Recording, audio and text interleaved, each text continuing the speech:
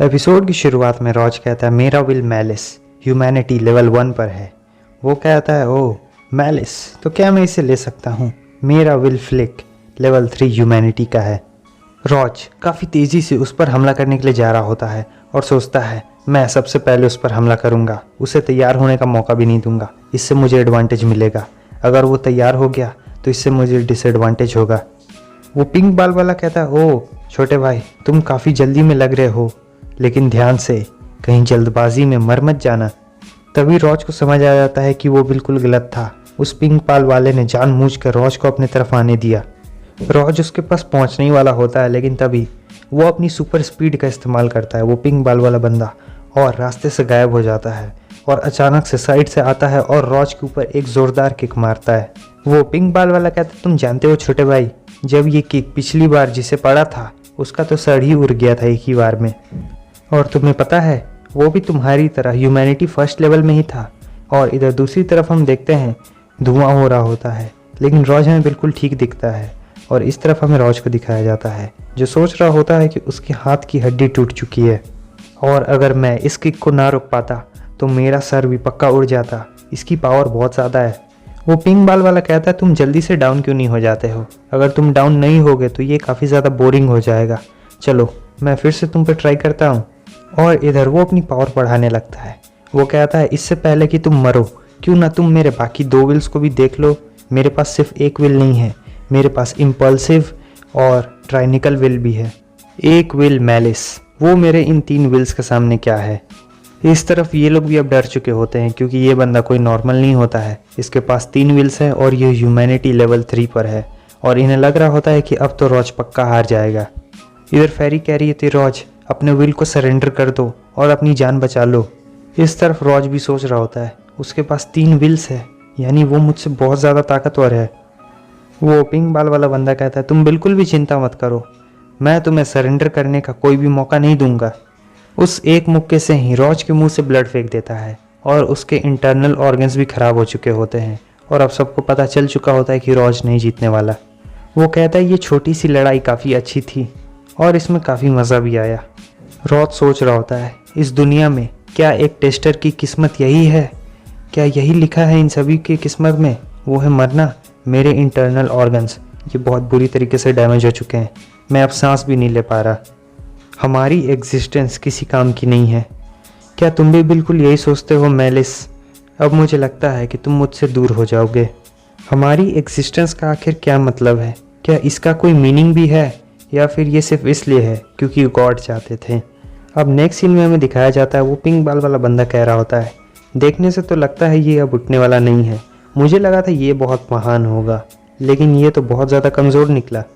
इस तरफ वो एल्फ भी ये देख के हैरान होती है और सोच रही होती है क्या वो सचमुच हार चुका है? और इधर दूसरी तरफ फेरी रॉज को कह रही होती है रॉज जल्दी से खड़े हो जाओ। उसका फेरा आता है और फेरी को पकड़ लेता है। वो कहता है रूल्स तो रूल्स होते हैं, अब तुम्हारा ये पार्टनर हार चुका है इसलिए मैं तुम्हें एब्जॉर्ब कर लूँगा। फेरी बहुत ज़्यादा उसे उठाने की कोशिश करती है, लेकिन फिर वो सोच रही होती कि ये इम्पॉसिबल है, वो उठ नहीं सकता है। वो एक हिट 3 विल्स का था, यानी उसमें बहुत ज़्यादा पावर थी और उसकी वजह से इसके इंटरनल ऑर्गन्स भी डैमेज हो चुके हैं और इसकी बॉडी पूरी तरीके से ख़राब हो गई है।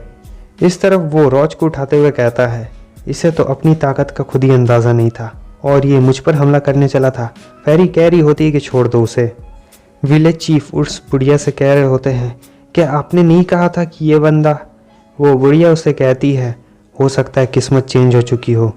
एल्फ सोच रही होती है क्या वो हमारी उम्मीद नहीं था? आखिर ये सब ऐसे कैसे ख़त्म हो सकता है?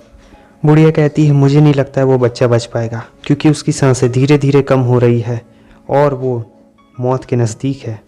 वो पिंक बाल वाला रॉज को अपने कंधे पर उठा लेता है और वहाँ से जाने लगता है। कहता है कि ये शो अब ख़त्म हो चुका है, मुझे एक ऐसी जगह ढूंढनी होगी जहाँ पर मैं इसके रूल्स को एब्जॉर्ब कर सकूँ, क्योंकि मेरे पास पहले से ही 3 विल्स है, वरना मैं मैलिस को अभी ही एब्जॉर्ब कर लेता।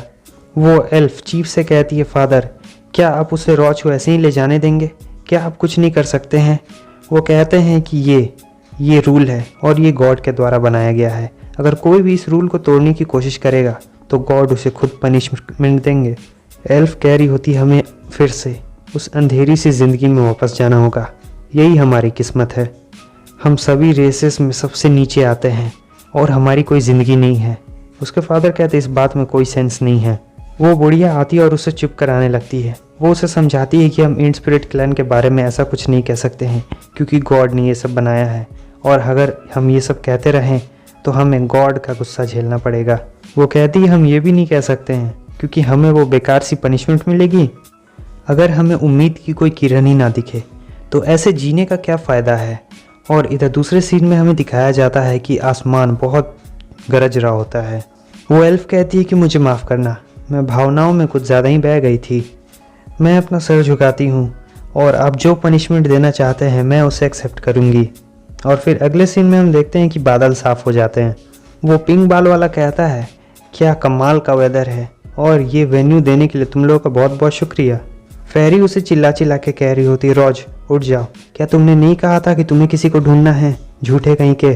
और बहुत समय बाद हमें मेलिस को दिखाया जाता है जो कहता है कि ज़िंदगी धीरे धीरे ख़त्म हो रही है। जब से हम इस दुनिया में आए हैं तब से मैं धीरे धीरे सोता जा रहा हूँ। यहाँ पर बहुत सारे कॉम्प्लिकेटेड रूल्स हैं जिनसे मैं बंधा हुआ हूँ। वो पिंक बाल वाला बंदा अचानक से रुक जाता है। उसका रोबो कहता है क्या हुआ। वो कहता है ये बंदा भारी लग रहा है। उसका रोबो कहता है क्या मरे हुए लोग भारी नहीं लगते हैं, ये तो नॉर्मल सी बात है। इधर मेलिस कह रहा होता है रॉज तुम धीरे धीरे मर रहे हो, इसका मतलब ये है कि अब मैं तुम्हारी जगह आ सकता हूँ। और इधर उस पिंक बाल वाले बंदे को फिर से महसूस होता है कि रॉज अचानक से और भी भारी हो चुका है। और इधर मेलिस कह रहा होता है अब वक्त आ गया है कि मैं बाहर आऊँ और कुछ ताज़ी हवा खाऊँ और कुछ 2-4 नहीं कुछ यही 1000-2000 लोगों की हड्डियाँ तोड़ दूँ।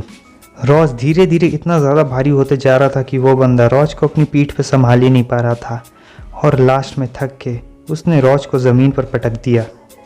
हम देखते हैं कि रॉज में से कुछ बहुत तेज़ लाइटें निकलने लगती है और इस तरफ आसमान में भी पूरा वापस से लाइटनिंग छा चुकी है। वो बुढ़िया कह रही होती है कि कुछ तो गलत हुआ है, किसी ने गॉड के खिलाफ जाने की कोशिश की है और शायद आप ये जानते हैं कि कौन हो सकता है वो। और बस हमारा ये एपिसोड यहीं पे ख़त्म होता है। और बताइएगा आपको कैसा लगेगा, मेलिस अभी बाहर आने वाला है। और बस हमारा ये एपिसोड यहीं पे ख़त्म होता है। वीडियो अच्छी लगी लाइक कर दें, चैनल पे न्यू है सब्सक्राइब कर दें। यहाँ तक वीडियो देखने के लिए बहुत बहुत शुक्रिया। फिर मिलते हैं नेक्स्ट वीडियो में, तब तक के लिए बाय बाय।